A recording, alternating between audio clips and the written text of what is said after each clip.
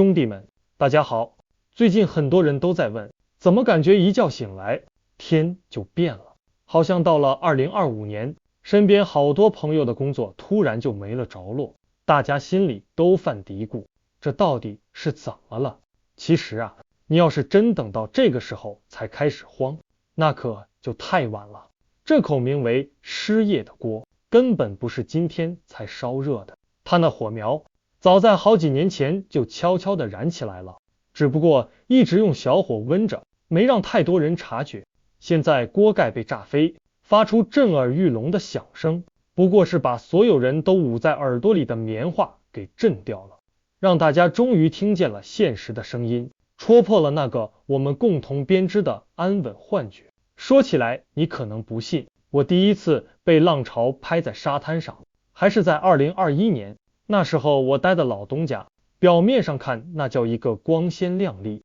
公司大楼在阳光下闪闪发光，就像一个坚不可摧的堡垒。可谁知道呢，那堡垒内部早就开始渗水了，正在偷偷的一轮一轮的缩减编制，就像一个虚胖的人在悄悄抽脂。一波又一波的同事被请去喝茶，然后就再也没回来。轮到我的时候，连场面功夫都懒得做了。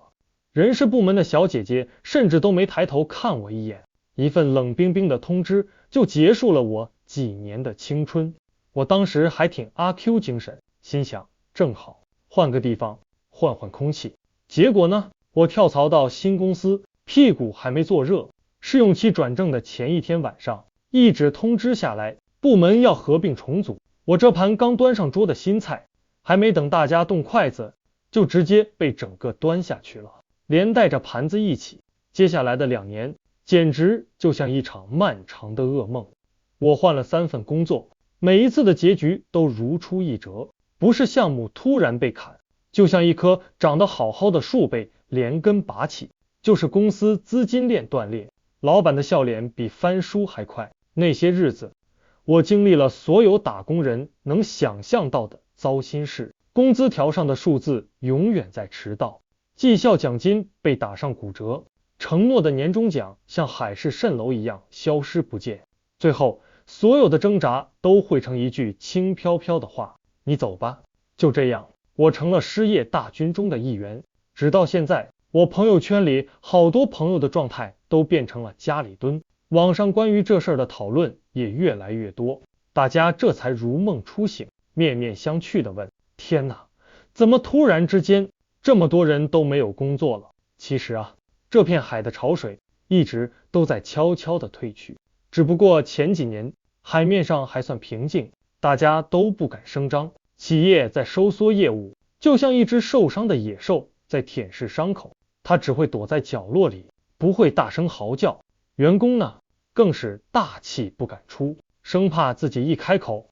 下一个被丢出洞穴的就是自己。媒体报道也是小心翼翼，尽量用一些模糊的词汇，比如优化、调整、毕业，听起来多温柔啊，但背后是什么，我们都心知肚明。大家都在维持着一种微妙的平衡，就怕谁一不小心扔下一颗小石子，就激起滔天巨浪。所以说2025年这一年，并不是情况突然变得更糟了，而是那块用来遮羞的布实在是太小了，再也盖不住这满目疮痍的现实了。当你发现自己的工资发不下来，你最好的朋友也失业了，连楼下开了10年的那家便利店都拉下了卷帘门，你才真真切切地感觉到那股冰冷的寒意已经顺着你的脚踝爬了上来。我们心里总有一种天真的错觉，觉得只要我不说，我不看，我不听，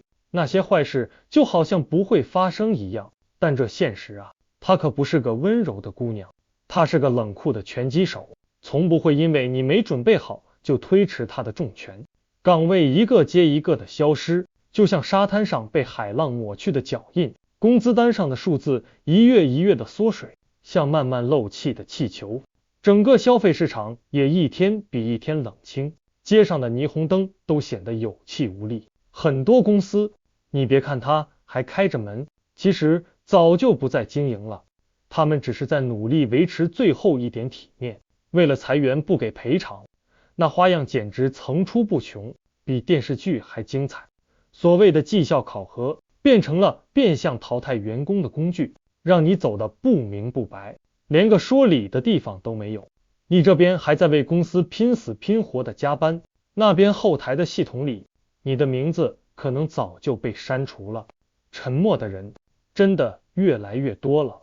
我记得2021年那会儿，还有不少人在社交平台上分享自己被裁的经历，大家抱团取暖，互相打气。到了2022年，风向变了，开始流行晒裸辞计划，那是一种带着悲壮和勇气的告别。可到了今年，你再看看，连吐槽的人都少了很多，不是大家没情绪了，是大家都在硬憋着。每个人都像一只潜水的鸭子，水面上看着风平浪静，水面下双脚在拼命的划，因为我们都怕说多了，抱怨多了，明天可能连一杯续命的咖啡都喝不起了。可是情绪憋得住，现实憋不住啊。房东的催租电话不会因为你心情不好就停机，孩子的学费单不会因为你失业就自动作废，车贷房贷更不会因为你状态不佳就按下暂停键。那真有人就这么彻底躺平，